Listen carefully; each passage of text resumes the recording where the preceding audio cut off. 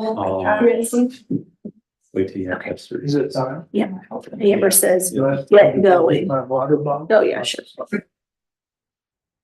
Good evening and welcome to our Parks and Recreation meeting. Today is June 5th. It's 5:30 PM. If we can please get a roll call, Amber.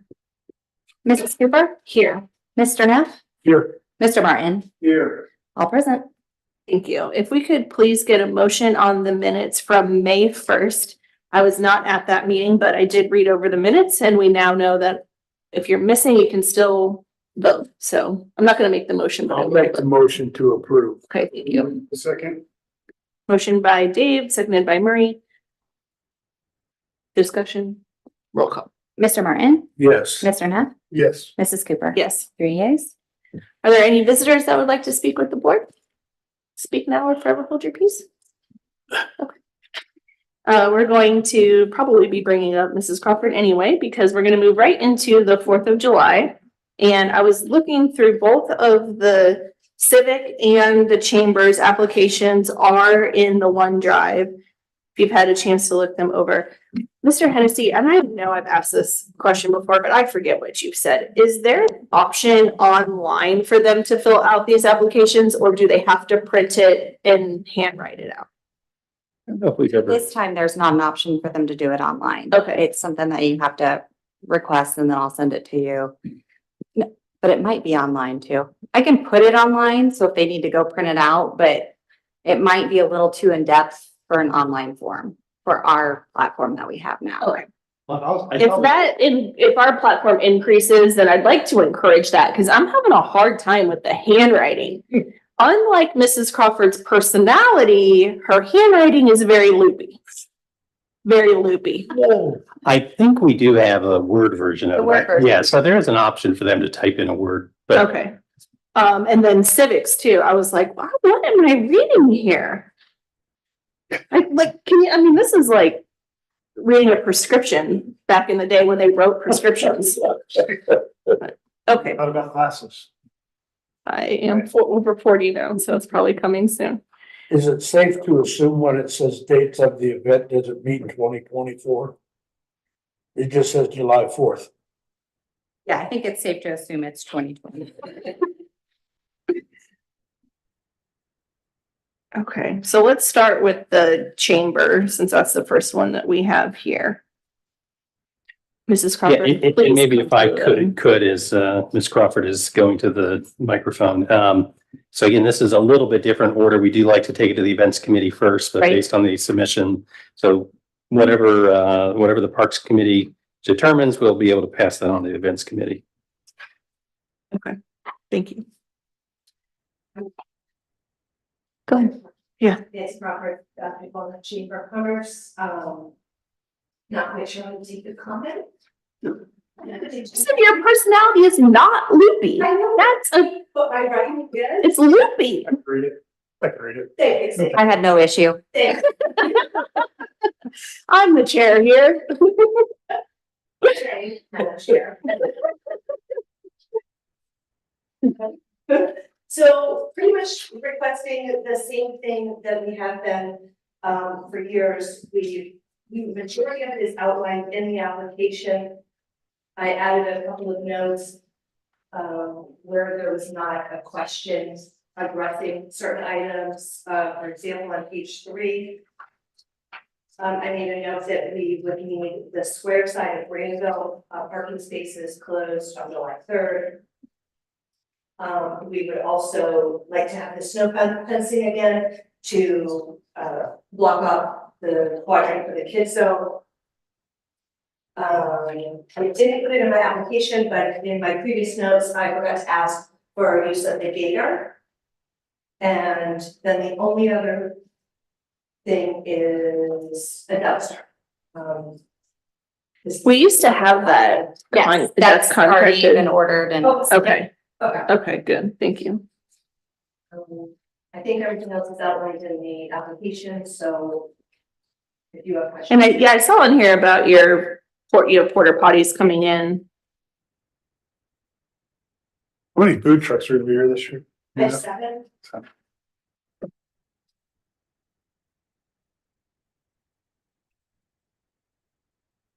So it's somewhat related to that. I think we talked a Yeah. little bit about who those food trucks are and how much electricity we have on the square. We do want to make sure that we're informing the food trucks that we do have the capability to, I think, serve all of the trucks that will require, the heavier, or the 220, power for their trucks. Not all of them require that. I think we have 4 outlets for that. I think we determined that probably 3 trucks that are going to need that. So that's good. And then, of course, there are other electrical needs as well, but we think we can accommodate that too. So again, still just trying to encourage and educate, the food trucks that, again, our strong desire is to use the city's electricity to kind of keep the noise down. And I think we'll talk a little bit more about that at the next events committee. In addition, I did speak with Martin. Vehicles, and we talked about the generator, and last year they had the problem of using electric stuff. You're using them again. Yes. Great. Did staff have any concerns? No, this has been passed through the police department and the service department as well as fire. We've all talked about it. There was no real concerns that were brought up. Okay. Any concerns from the committee? Okay. Oh. Okay, thank you. Thank you. So moving on to the special event permit application for Civic.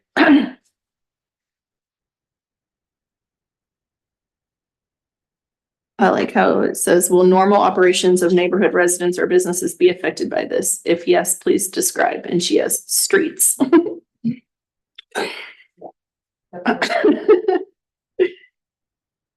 Okay, so her application is both for the parade and the fireworks in the evening. Yes. It is similar to last year. There has been some discussion about what the city will do for the parade safety. We're gonna be shutting down parking along Columbus and along Cherry Street on the square side during the parade. So that'll be shut off in the morning for parking. Daryl and I've talked after the parade. I'll probably go around and remove the cones. People can park there, but we're just trying to prevent those kids running in between the cars because it's so hard to see them. Mhm. So we're just gonna take the cars away. Okay, yeah, and that's really for just a short amount of time. Yeah. And it's for public safety.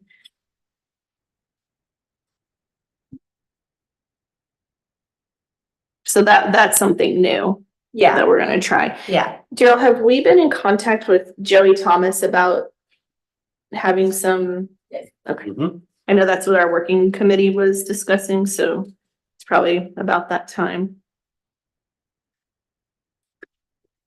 Yeah, I think, so we actually did have a meeting with the Civic, the fire, police about the parade and about the fireworks. Mostly just again, trying to make sure we could incorporate the best or I'll say best practices that were identified last year after the event, including, again, restricting some parking along Columbus and Granville. We'll have the signs out a little bit earlier, the digital signs out a little bit earlier with better instructions, I think, this time. One of the things Civic talked about is they may be looking for additional special duty officers to be down at the school the evening on the grounds, the evening of the event, so that maybe just show a little bit more presence, see if we can't tamp down the fireworks efforts or the fireworks that are From people are putting residents. off. Yes, from residents. Yes, from residents. And so that is one of the things we just, I think, want to talk through this and have Mr. Thomas help us put together some kind of a educational and promotional video about the day's events, not just these 2 pieces, but the chamber's portion as well. Was anything ever decided, or was it just discussed about at the end of the parade coming up? Yeah, I think we'll, 37. we've definitely talked about it. It's on PD's radar, but I think we'll remind them that that's our strong preference and see if we can get them to kind of help again, slow the vehicles through the town, at least when they first open up. And again, there's an officer on We can't each end. force people to stop visiting, but we just Right. make it very clear, like these roads are gonna be opening up, yep. so. Yep. Yep. scooch over. Yeah. And you do have an officer on each end of the town anyway, who then opens the road. So to open the road, get in the vehicle and just kind of help drive them through. Yeah. Again, so that we can kind of control the speed a little bit. Last year, was it the officer ended the parade? And so are we gonna try to do an officer ending the parade and an officer starting traffic, or are we just gonna have an officer start traffic? Well, so the officer, the way it was last year, and I think this actually has been pretty typical, is at the end of the parade, the police chief and somebody, basically, they come up at the bend and they're basically alerting people that the roads are going to be Okay. open. So they're not going to change that practice. Okay, This is just basically the two officers that are sitting at the road barriers at the end of at so both ends of not the in the parade. parade, just the ones that are stationed Right. are gonna help with that. Yes. Great. There's been talk in the past about changing the parade route. Is it still the same route? Yes. Okay, I didn't see that Yep. in here Yep. anywhere, but okay. I mean, I like the route, but I just know Good that it's been question. talked about in the past, so. Yeah, I mean, I think we've given it a little bit of thought and tried to map out some alternative routes, and I mean, they tend to keep going back to blocking a state road, so that doesn't really get us too much. We do like the notion that they're going by the square. I mean, there's an event occurring on the square. It's great. But we got a To be couple downstairs. states in the square. And we got a couple of state routes. Yeah, exactly. So, yeah. There was some talking about if extending the parade slightly, taking it down to Evening Street and bringing it up, if that would kind of help with kind of dispersing the crowd a little bit more along the parade route. But that gets to be pretty tight, those turns down there. And so I'm not sure it gets us a whole lot. So anyway, again, we've talked about some other options. You go back up Evening Street, Mhm. you get back to the main drag before the parade is done. I Yeah. mean, last year we were back at the high school and some people were still starting the parade Yeah, when we were done. yeah. So. Yeah, and that was, Yeah, the you thought can't- was, you yeah, can't Shut the route shorter. Yeah. If you don't have room to get people someplace to go. exactly. We're also going to do a little bit more, we're going to have a little bit more, I don't know, we'll have more barriers up over at the school, kind of keeping the crowd away from the individuals who are letting off the fireworks, because that's gotten to be, they've gotten a little bit too close, I think, for our fire department's Yeah. comfort. So going to try to help with that a little bit more too. So, yeah, I mean, again, these are all the things, not all of them, but these are many of the things we talked about at the end of last year. And I think hopefully we're going to get a lot of them implemented. I'm sure the fire department is also hoping that. Yes. Okay. Any concerns from staff then on the civics application? The committee? Brought to my attention. Next on the agenda is the Sunbury Memorial Park policy updates and changes. Is that? Yeah, so I placed at your desk a copy of the entire set of rules, just so you can see the context in which this fits. But beginning on packet page 21, we've highlighted one item that we are proposing something. I mean, I'm not saying this is the final language, but proposing something to add to our rules about holiday and weekend burials. Right now, it doesn't say anything about whether staff's available on that day. So a funeral home may say, well, they look at our rules and they say, well, yeah, it's going to cost you more to be buried over the weekend or on a holiday, but that's what the family wants. And then they go ahead and schedule it. And then we're kind of scrambling to catch up and get a staff person available. And so what we're trying to just note is that may not always be available, and they need to kind of work with the city to receive prior authorization for a weekend or a holiday burial. We used to have two members of our staff, long-term members of the staff that were, I wouldn't say dedicated to the cemetery, but they spent a lot of their time connected to the cemetery. Both of them have retired, and so the duties and responsibilities of the service team have shifted a little bit too. So another reason why we'd like to be able to make this change.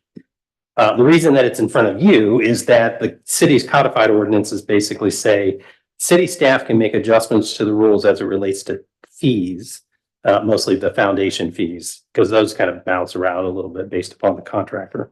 But any other change to the rules and regulations requires the approval of council. So what I'm trying to do is just, if the committee understands and is comfortable with what we've got, I'd like to kind of move this forward to council and see if we can't get them to agree to just this, again, this policy adjustment. So what you're trying to add is just that weekend and holiday burials are not always available and need prior authorization. That's the change. That's right. That's right. That seems fair.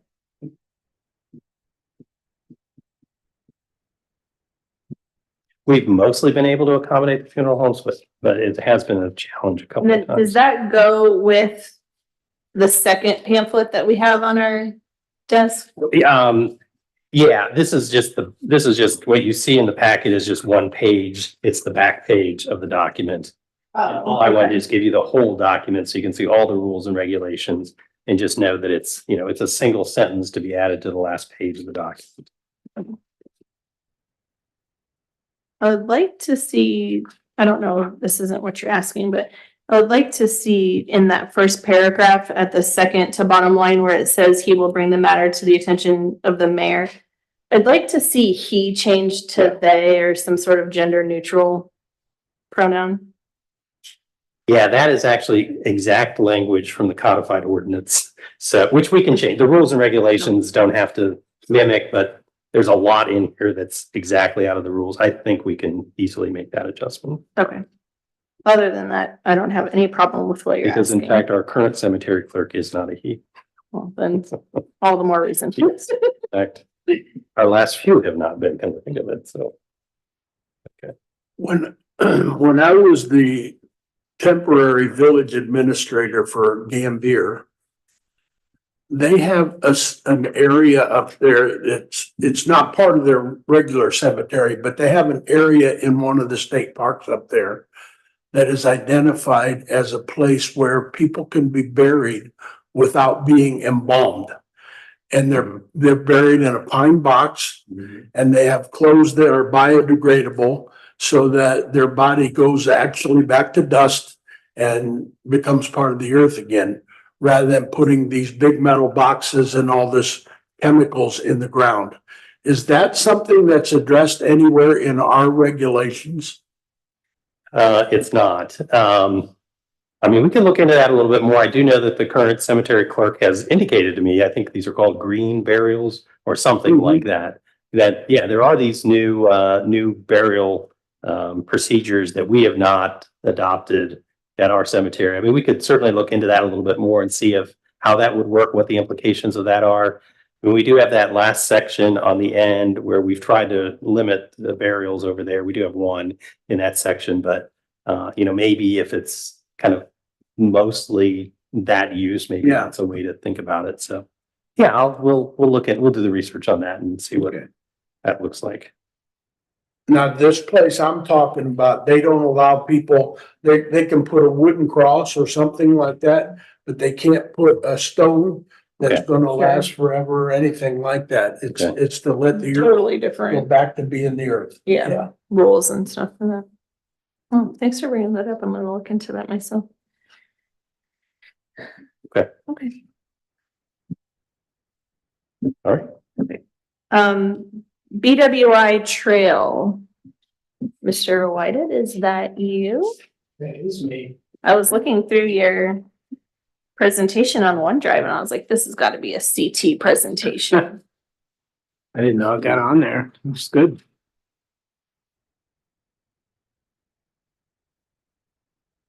Okay, this is a sort of a quick update, or maybe it's not even an update to some of you, although you This asked, isn't in our packet, Amber, is it? no, Okay, but it's on OneDrive. Yeah. Funding for on a week ago. So I'll just go through, you can go to the next slide there, Amber. Oh, can I have that? Awesome. Sure. Thank you. So the objective of my presentation is a brief review of the trail location, connection to Price Ponds subdivision, and general features. We do have the plans complete, as we mentioned last week. So the trail is there, connects Price Ponds, and the BWI school, the Walnut Intermediate School. And you can see I kind of just showed that in reference from the big picture with reference to Magnolia Park, Price Ponds, Rolling Hills, and the other subdivisions in the area. Golf course road, excuse me, on the left there, and Cheshire to the north. And so this is when we were planning the trail, this is how we planned it out. We kind of identified some of the features that are on there, which you don't need to read them there. I will show them further on into the presentation, but it's really just a simple connection from Price Ponds up to the schools with only a few obstructions, relatively simple project. The Price Ponds section 2 has a trail that connects from Ping Lane, actually further south of there, but directly from Ping Lane between those lots, and at the southern property line of the school property, and that's where we are connecting. This is from the original landscape plan for the subdivision. And so this kind of shows that. The picture on the right shows that the connections you just saw, and south of there is where it continues to connect on down south and heads all the way south to Rolling Hills. And the picture on the left shows where it connects. That's a very engineering looking drawing where the angles are right angles and such, but it gives you the general idea of how they connect. Where does the path end? Is that the parking lot? It does. It ends at that at the courts there. I'll show you on the last slide. Sidewalk, right? At the school? Yeah. Okay. Yeah, at the school. Oh, okay, thank you. I meant to get out there this week and didn't get to it, but I'm not sure how much further they've gotten, but they've already started constructing that section through Price Ponds. This is just some pictures of that. Very exciting pictures of gravel and dirt. And then, so the interesting things on this plan that are restrictions, I don't know how well you can see that. I can't see it well from here, but there is a discus throwing, don't know what you call it. Like a shot put? It's like a grass tee for the frisbee golf. Oh, no, on the top left there. I think that's I don't think it's shot, but I think it's discus. I don't know. It's one of the two. One of those things. But the field area where. Track and field. Yeah, track and field stuff. It's in the field area, but I was told not to worry too much about that. But you'll see that on the final plan there. I think have a slide on that. But the slide on, 2 slides on the right, the top and bottom, there's a little playground that they recently put in. And the bottom slide answers your question about where that connects. It connects into the sidewalk just north of those courts near the parking lot. And so right directly to the school. But there's a playground section with a small, I call it a retaining wall. It's just a small little barrier there that holds that mulch in on the playground, and it didn't allow us the 8-foot width to get the trail through there, so we're gonna have to move that over just a little bit. As you can see, it won't really cause any problem. It'll take a couple feet off of the length of that playground area. That's about it. On the middle picture on the left is what Mr. Neff was just referring to, which is there's a little tee box for one of the frisbee golf holes. We have to move that about 3 feet. We just happened to have the trail line, so it went right through. It was kind of unavoidable. But that's part of the project, is to move that. It's just a small little concrete pad with the artificial grass covering on it. And the bottom picture is just the flagging from when one of my associates, Manuel, and I went out and flagged the location of the trail, and gives you an idea of the relative closeness to the property lines to the south and the tree line there. We tried to set it off just a little bit so it wasn't tucked up against there, and there is some mounding that would have made the trail not very useful. So that's the location. You should have had those pictures bigger, but I think you get the idea. This is communicated with the schools too. Yes, they have seen all the plans. Those are on the lower picture, the flags are. On the A left, lot of, yeah, practice fields that are set up back there. This trail and that interfield with any of the practice fields. Or any of the youth fields or practice fields. Yeah, so this relates to both questions. So when we had first started talking to the school district a little bit about placing a trail there, we did have a couple of different alignments. And one of the things that they had requested is that we kind of hug this line here so as to keep those play fields open. So they were definitely involved in determining the alignment and making sure that they preserve that open space.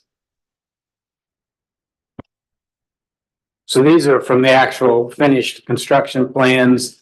On that, when I mentioned about that first drawing being engineering, we took that right angle curve and made it an actual navigable. Yeah, a curve you can easily navigate. So it's safe and you can make that turn there. And that the second circle on that slide shows where the trail went through the tee box for the Frisbee golf, and that we're moving that. This also shows just south of where the trail and those circles are, there's a little bit of mounding there, which is why that trail is not lined up, not tucked up right against the trees. We were avoiding that mounding area so that the trail would be flat. And then at the end, this shows where we will be moving that barrier or retaining wall that's part of the playground. Again, just taking it and moving it a few feet, not much of an effort to do, but obviously very important to be able to tuck that trail in there. And then we're matching the existing concrete sidewalk on the just north of that. You can barely see the court there on the left, and then there's a sidewalk next to the parking lot on the right where it ties in. And that's it. Any questions? We asked our questions during, sorry. Right? We asked our questions Oh, during the presentation. That's quite all right. I'm okay with no questions. Thank you. Thank you. Anything else from staff for that trail? Okay, monthly part, go ahead. When was the expected completion time on that one again? The actual like date will be open for the school year or? Oh, yes, it'll be done. That's a good question. I should have had addressed in that presentation. Thank you. It'll be done probably within a couple of weeks. Because the contractor that you approved last week at council is the same contractor that's doing that section that they're currently building through Price Ponds. They're just gonna pick up and continue it. Is that the contract that we were talking about with the school? Did that all get flushed out with the schools?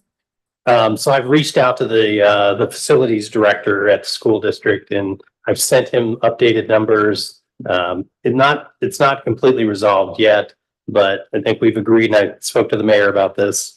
I mean, we've agreed that we'll proceed with the project, so we take advantage of the pricing and the contractors, presence there. And, I think I'm optimistic that we'll work it out with the school district. We do have some correspondence with them that happened prior to the school board meeting with these same numbers in it. So there's a paper trail as well that kind of connects to the numbers that are in the. Was the plan for Sunbury to pay for the entire thing and then, okay, so we Yeah. can go ahead and, Yeah, they asked us to front the money and they would reimburse us, which we agreed to. okay.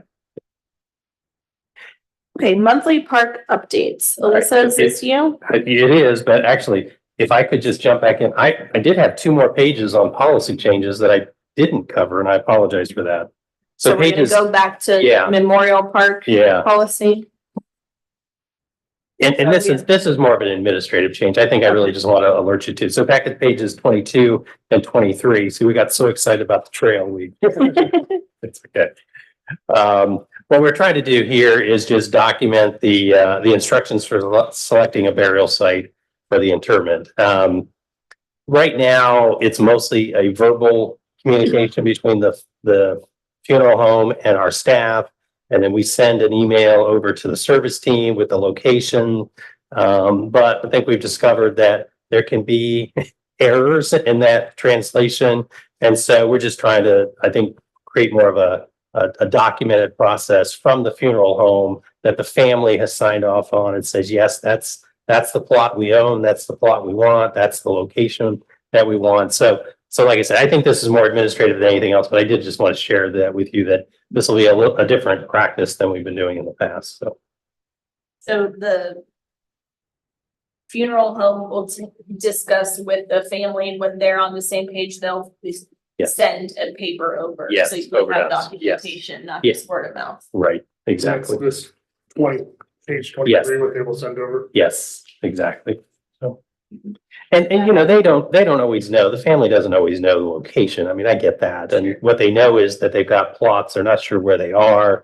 Yeah, we'll certainly help the funeral home sort through that, but they also may own multiple plots. And so that's always a little bit of an issue, trying to figure out which one, you know, are you going to place the, you know, the deceased in. So, yeah, like I said, so this is more administrative than policy. It's not in the rules and regulations. So this doesn't have to go to council, but Okay. while we were here talking about the other one, I guess I wanted That to make sounds sure you like knew a this. needed addition. Yeah, improvement. I agree. Yeah. Okay, sorry about that. Anything else you want to go back to, or Alyssa, it sounds like you're up. Yeah, so these are our monthly park updates. There's nothing to report on for Evening Street or Freedom Park. For General Rosecrans, we have been in contact with Mad Scientist and Associates, so they went out and they've been begin removing the giant reed grass from the front detention basin that's closest to the parking lot. I went out there Wednesday and that's all, not Wednesday, Friday. And that's all taken care of so far. They haven't gotten to cutting down the calorie pear that's in the back detention basin. So I haven't heard any updates from them lately, but I'll be checking up there this week as well to see if there's any more progress to be made.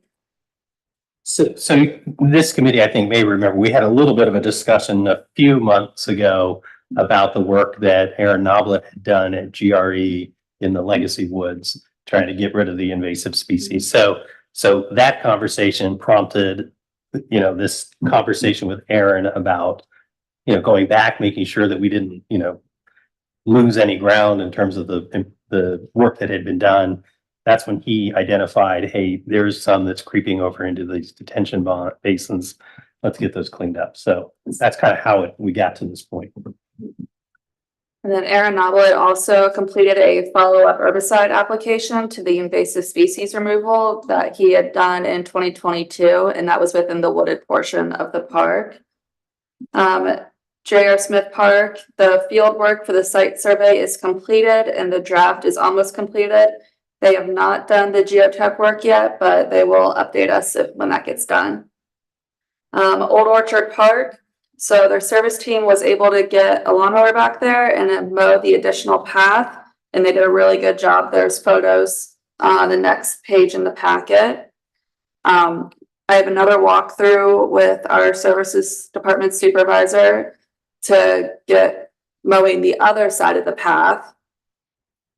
And we also have a local church that reached out to us regarding service day projects. And one of the projects that we're having them do is kind of fine tune that path. So weed whacking, limb trimming, cutting back overgrown brush.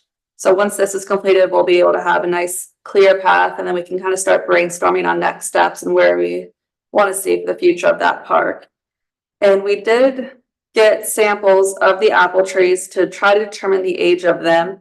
Aaron Noblet also went out and took additional samples to get us more accurate age statement, and they are around 80 to 100 years old. So But not old enough. not old enough. And then the remaining pages in the packet, those are just a little more in depth about the updates that have been going on. Photos of the mowed path within Old Orchard Park, photos of the samples that were taken. The detention basins as well, so they're labeled back and front, so you can kind of see like what's been done, what still needs to be done. The reservoirs, they have installed the benches, and the floating dock is getting installed currently. And the last update is I added Town Square to our park list. And so recently we had the Memorial Day Market and the Farmers Market. Both events went very well. And they have started the program where they are providing lunch on the square for the kids during the summer. Sir, why did? Under J.R. Smith Park, where it says the field work for the site survey is completed and the draft is almost completed. Can you tell me the difference between the survey and the draft? Or is that? I was gonna ask the same question. Okay. I'm not exactly Can you sure tell how me the difference that, between the I'm not survey sure where and the that draft? came from. That's, so I reached out to Rich Washington from CT Consultants and that's what he put in his email, so. He may mean, I'm not sure what he means. I don't Okay. really I know. read through your engineering report Yeah, for J.R. Smith, so. I'm not sure what he's referring to, unless he's just talking about a that, I don't know. I'd be guessing. Okay, never mind. Okay, thank you. That's very helpful, Alyssa. Thanks for adding the town square. On the dock, what else are they doing on the installation?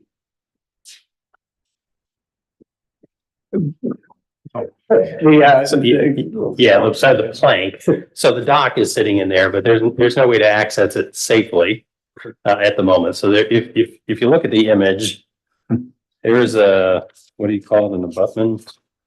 Yeah, Is that a term you guys use, the engineers use? Okay. But So yeah, if you look on the last page, the middle image to the right, there's an area that's got some caution tape around it. You see a concrete triangle at the bottom or rectangle. So that's the beginning of the abutment. So the plank will connect to that, go slope down, connect into the floating dock, and that's how people will access it.